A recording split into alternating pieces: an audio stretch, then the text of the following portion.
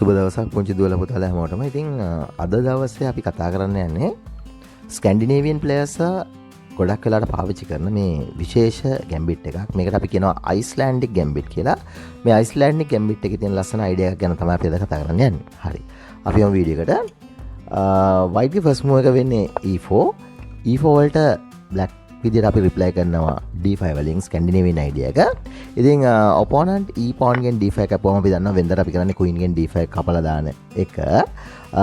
නමුත් අද කරන්නේ ඒ වෙනුවට knight f6 සෙල්ලම් කරන එක. අපි knight f6 දාලා d5 වල ඉන්න pawn ට attack කරනවා. ඉතින් d5 වල ඉන්න pawn ට attack කරාම අපේ opponent හිතන්න පුළුවන් pawn දෙන්න ඕනේ නැහැ කියලා. එයාට හිතන්න පුළුවන් මේ pawn protect කරගෙන සෙල්ලම් කරොත් එයාට game එකේ වාසියක් තියෙයි කියලා. ඒ හිම ඉඳලා එයා ගොඩක් වෙලාවට c4 කියන idea එක සෙල්ලම් කරයි. c4 දැම්මන් පස්සේ ඔයාට knight ගෙන් pawn ගන්න වෙන්නේ නැහැ. නැත්නම් queen ගෙන් pawn ගන්න වෙන්නේ නැහැ.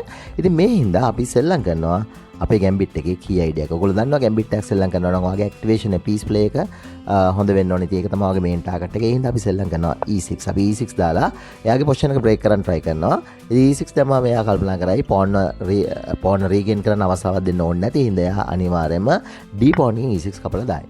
d pawn ගෙන් e6 කපලා දැම්මම අපේ idea එක තමයි bishop cut e6. මොකද bishop cut e6 කරාම bishop ගෙන් මේ pawn එක threat එකක් තියෙනවා.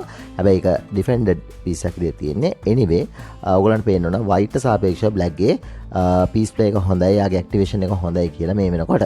anyway white try කරලා යාගේ position එක active කරගන්න. ඒ හින්දා යා සෙල්ලම් කරයි d4 වගේ move එකක්.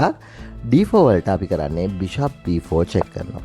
bishop b4 check එකේදී බලාපොරොත්තු වෙන ප්‍රධානම දේ තමයි බිෂප් අයින් කරන්න ඇත්තටම චෙක් එකක් දෙන්න ඕන හින්දා නෙමෙයි.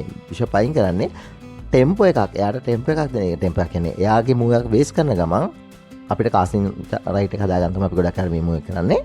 එනිවේ බිෂප් b4 චෙක් එකට එයා knight c3 දාලා වහයි. knight c3 එයා knight c3 දාලා වැහුවොත් අපි කාසල් කරන එක පොඩ්ඩක් ඩිලේ කරනවා. එයා knight c3 දාලා වැහුවොත් අපි කාසල් කරන එක පොඩ්ඩක් ඩිලේ කරලා අපි සෙල්ලම් කරනවා knight e4 කියන idea එක. මොකද අපි දන්නවා maintaining the pressure එක maintain කරන එක අපිට game එකේ වැදගත් සාධකයක් කියලා. ඉතින් එහෙනම් අපි knight e4 දාලා මෙන්න මේ knight එක තියෙන pressures ගන්න වැඩි කරන එක තමයි අපේ target එක වෙන්නේ. ඉතින් opponent අනිවාර්යයෙන්ම මේ knight defend කර ගන්න ඕන. නැත්නම් යාට position ලොකු weakness එකක් එනවා. මොකද knight takes pawn takes bishop takes check කරාම පස්සේ rook threat එකක් එනවා කියලා ඕගොල්ලන්ට පේන්න ඕන. ඒ හින්දා අපේ opponent queen d3 වලට දාලා මේ threat එක balance කරගනිමු. මොකද මෙතනදී එයා queen d3 දාන තියෙන සාධාරණ හේතුවක් තමයි එයා මේ knight එක protect කරගන්න ගමන් මෙන්න මේ pawn ගේ ආරක්ෂාවත් තියාගන්න ගමන් මේ knight threat කරනවා. ඉතින් ඔයගොල්ලන්ට තේරෙන්න ඕන එයාට ඕනේ නම් queen c2 වගේ දාන්න පුළුවන්. හැබැයි එතකොට මෙන්න මේ piece එකේ පොඩි ප්‍රශ්නයක් තියෙනවා. ඒතකොට උදාහරණයක් knight x කරලා pawn tax කරාම මෙතන pawn tax කරන්න ඕන වගේ තත්ත්වයක් තියෙනවා. anyway මෙතන defense එක පොඩ්ඩක් අඩු වෙනවා වගේ තත්ත්වයක් තියෙනවා. ඉතින් මෙන්න මේ ගැන consider කරලා තමයි ගොඩක් වෙලාවට play කෙනෙක් queen d3 කියන වගේ move එකකට එන්නේ. anyway queen d3 ආවොත් අපි කරන්නේ bishop f5. අපි plan කරනවා discovered threat එකක්. ඒ කියන්නේ bishop මෙතනට ගේන්නේ knight අයින් කරන හැම වෙලාවකම queen ට ප්‍රශ්නයක් ඇති කරා. ඉතින් එයා දන්නවා මෙතන ප්‍රශ්නයක් තියෙනවා කියලා. ඒ හින්දා මේ වෙලාවේ එයා කරන්න ඕන. ඇත්තටම ගත්තොත් white තියෙන හොඳ move එක තමයි මේ වෙලාවේ a3 දාලා මේ bishop ට යන්න කියන්න ඕන. එමේ ඇත්තටම bishop ට යන්න කිව්වට bishop යන එකක් නෑ. අනිවාර්ය bishop මේක exchange කරයි. anyway ඒක තමයි යාට වෙච්ච හොඳ idea එක. හැබැයි එයා ඒක කරන්නේ නැතුව එයා වැරදිලාවත් queen e3 වගේ move එකක් සෙල්ලම් කරනවා. මොකක්ද එයාගේ plan එක? එයාගේ plan එක තමයි මේ file එකේ control එක තියාගන්න ගම knight pressure up කරලා තියෙන්නේ. දැන් එයා බලාපොරොත්තු වෙන f3 වගේ move එකකට පස්සේ මේ knight පින් එකේ වාසිය ගන්න. ඉතින් ඔන්න ඕක කරන්න එයා උත්සාහ කරොත් මේක තමයි එයා කරන්න පුළුවන් ලොකුම වැරද්ද. මේ queen e3 වගේ move එකක් සෙල්ලම් කරොත් අනිවාර්යෙන් game එක white පරදිනවා. බලමු කොහොමද වෙන්නේ. මොකද්ද අපිට black විදියට මේ වෙලාවේ කරන් තියෙන idea එක. මේ වෙලාවේ අපිට තියෙන හොඳම දේ තමයි එයාට ඕන දෙයක් කරගන්න කියලා ඔයා කාසල් කරන්න. මොකද එතකොට ඔයාගේ පැත්තේ තියෙන ප්‍රශ්න එක නැහැ. දැන් ඔයාට පේන්න ඕන එයාට knight x knight කරන්න බෑ. මේක පින්නලා තියෙන්නේ. එයාට queen x knight කරන්නත් බෑ. එයාට ඕනනම් f pawn ඇදලා attack කරන්න පුළුවන්. හැබැයි f pawn ඇදලා attack කරොත් වෙන්නේ f pawn ඇදලා attack කරොත් වෙන්නේ උදාහරණයකට මම කිව්වොත් මේ f pawn ඇදලා මේ වෙලාවේ attack කරොත් මම knight x කරනවා. එයා වැරදිලාත් මේක pawn tax වගේ කරොත් රුක් මේකට විනින් එහෙම නැත්නම් අපිට piece එකක් අප් වෙනවා.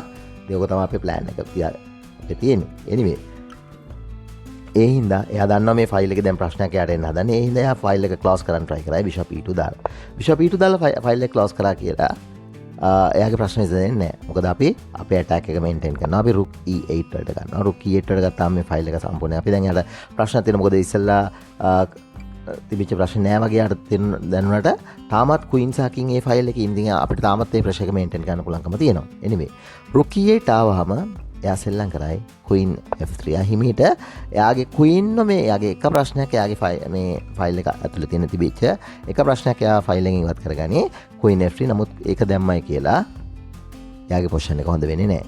අපි මොකද කරන්නේ queen card d4 එයාගේ තිබිච්ච එක weakness එකකින් ප්‍රයෝජනයක් ගන්න අපි pawn එක ගන්න ගමන් අපි f2 වල ප්‍රෙෂර් එකක් තියෙනවා f2 වල ප්‍රෙෂර් එකක් තියෙනවා. ඒතකොට මෙතනදී ඕගොල්ලන්ට තේරෙන්න ඕන එයාගේ queen overload වෙනවා. queen එහෙම යන්න බෑ. queen එහෙම ගියොත් මෙතන f2 වල weakness එකක් ආපහු තියෙනවා කියන කතාව ඕගොල්ලන්ට පේන්න ඕන. anyway මේකට තව දෙයක් ඕගොල්ලන්ට පේන්න ඕන. මේ queen card d4 එකපාරට නම් ඕගොල්ලන්ට පේන්නේ ටිකක් වැරදි move එකක්ද? මොකද queen card d4 කරොත් අපි අපේ තිබිච්ච එක ප්‍රශ්නයකට උත්තරයක් හෙව්වේ නෑ නේද කියලා මම පොඩ්ඩක් ආපහු පස්සට කියලා පෙන්නන්න. මොකද opponent queen f3 වලට ඇදපු වෙලාවේ එයා queen ගෙන් අපේ bishop එක attack කරලා තිබුණා. ඉතින් ඒක ඔයා දකින්න ඕනේ. එතකොට මේ bishop අපි මේ queen card d4 කරේ දකින්න නැතෝ නෙමෙයි. මේ bishop අපි ඇත්තටම sack කරලා තිබුණේ. bishop එක sacrifice කරලා තිබුණේ. මොකද අපි දන්නවා winning attack එකක් ගන්න පුළුවන්. ඒ හින්දා බය නැතුව bishop එක sack කරලා තමයි මේ ලැස්සෙල්ලම් කරන්නේ. එතකොට එයා queen card f4 f5 කරොත් අපිට පුළුවන් knight card c3 කරලා දාන්න. දැන් knight card c3 කරාන් පස්සේ අපි යගේ අපිට නැති වෙච්ච piece එකට piece එකක් ගන්නවා. හැබැයි අලුත් ප්‍රශ්නයක් තියෙනවා. මොකද්ද? දැන් මේ piece එකට තියෙන threads ගන්න double කරලා discovered attack එකකුත් plan කරලා තියෙන්නේ.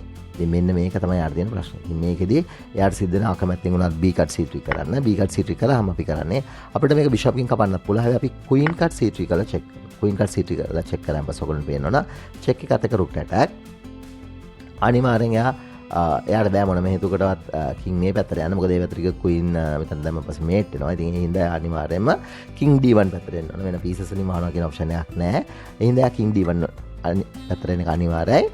king d1 නාම ඔයාට තේරෙන්න ඕන king mate in net එක ඇතුළේ ඉන්නේ. ඔයාට මෙන්න මේ ෆයිල් එකේ thread කරන්න පුළුවන් නම් ඔයාට winning advantage එකක් ගන්න පුළුවන්. ඉතින් ඒ හින්දා අපේ අනිවාර්යෙන් මේ වෙලාවේ කරන move එක තමයි knight c6. අපි knight c6 ගන්නවා. මොකද ඊළඟ move එකේ rook line එක එන්න පුළුවන්. ඔයාලට තේරෙන්න ඕන. එයාට මේ threat එක බේර ගන්න ඕන නම් අනිවාර්යයෙන්ම queen දෙන්නම වෙනවා. වෙන option එකක් නැහැ. anyway ඉතින් එයාට කොහොමත් එක ඉන්න piece එකක් develop කරන්න try කරොත් අපි කරන්නේ rook d1 දාලා check කරනවා. rook d1 දාලා check කරාන් පස්සේ එයාට තියෙන එකම idea එක. මොකක්ද එකම idea එක? එයා මේක queen ගෙන් වහන්න ඕන. queen d3 දාලා check එක වහයි. වැවුවාම අපි rook card d3, bishop card d3, queen card d3 දැම්මම bishop d2 දාලා check එක වහන්න ඕන. bishop d2 check එකට අපි knight d4 දානවා. දැන් mate එක නවත්තන්න බෑ. එයාට අපේ game එකේ අපිට පේන්න ඕන අපි ගාව mates ගොඩක් තියෙනවා. ඒ කියන්නේ උදාහරණයක් දෙයා rook එයා මොකක් හරි වෙන මොකක් හරි move එකක් කරොත් queen මෙතනට check කරාන් පස්සේ mate. එතකොට මේ mate එක නවත්තන්න එයා rook වගේ move එකක් ගත්තොත් queen මෙතනින් check කරාන් පස්සේ mate. ඉතින් මේ වගේ ඔප්ෂන් එකක් අපි ගාව තියෙනවා. ඉතින් ඔයගොල්ලන්ට තේරෙන්නේ නැති මේ ගේම් එක පුරාවටම අපි මොකද කරේ ඇටැක් එකක් මේන්ටේන් කරපු එක. ඉතින් ඔයගොල්ලෝ දන්නවා ඕනම ගැම්බිට් එකක් ඇතුළේ කරන් තියෙන ප්‍රධානම දේ තමයි ඔයාගේ ඇටැක් එක මේන්ටේන් කරගන්න. ඉතින් පුංචි දුවලා පුතාලා මේ දේවල් කියලා දුන්නේ මේ ගැම්බිට්ස් එහෙම නැත්නම් මේ ට්‍රැප්ස් මේ අලයින්ස් කියලා දෙන්නේ මේවෙන් ප්‍රයෝජනයක් ගන්න. ඔයගොල්ලන්ට ටූර්නමන්ට් ඇතුළේ මේ දේවල් කරන්න පුළුවන්. විශේෂයෙන් මතක තියාගන්න මේවා තුලින් ඉගෙන ගන්න තියෙන වැදගත්ම දේ තමයි මේ වැරදි කරගන්න එපා. විශේෂයෙන්ම ඔයගොල්ලෝ වයිට් පැත්තේ ওই වැරද්ද කරන්න එපා. ඉතින් ඒක තමයි අපිට දෙන්න ඕන දේ තියෙන්නේ. ඉතින් මම හිතනවා අද දවසේ වීඩියෝ එක හොඳයි කියලා හිතනවා නම් ඔයගොල්ලන්ට පුළුවන් අපේ වීඩියෝස් වල ලයික් එකක් දාලා තියන්න. විශේෂයෙන්ම අපේ channel එක subscribe කරලා තියාගන්න. මොකද හැමදාම හවස 6ට එහෙම නැත්නම් රෑ 8ට අපි වීඩියෝස් අරගෙන එනවා. ඉතින් මේ වීඩියෝස් බලලා ඔයගොල්ලන්ගේ chess දැනුම වර්ධනය කරගන්න සහ අනිකාට බලන්න මේ වීඩියෝස් share කරන්න කියලා ඉල්ලනවා. ඉතින් ගොඩක් අයගේ හොඳ ප්‍රතිචාර දෙන මේ දවස්වල ඒගොල්ලෝ අපේ channel එක ගැන ගොඩක් හොඳ දේවල් කියලා තිබුණා. ඉතින් ඒක ගැන ඇත්තෙන්ම සතුටුයි. ඒකම ඔයගොල්ලන්ට ආයි මතක් කරනවා. ඔයගොල්ලන්ට මොන හරි විශේෂයෙන් ඉගෙන ගන්න දෙයක් තියෙනවා නම් ඔයගොල්ලන්ට අවශ්‍ය දෙයක් තියෙනවා නම් ඒවත් අපිට දාන්න අපිට පුළුවන් විදිහට අපිට ඔයගොල්ලන්ට සපෝට් එකක් දෙන්න අපි උත්සාහ කරනවා. ඉතින් මේ වගේම තවත් ලස්සන වීඩියෝ එකක් එක්ක හෙට හවස 6ට හම්බ වෙනකම් පුංචි දුවලා පුතාලා හැමෝටම සුබ දවසක්.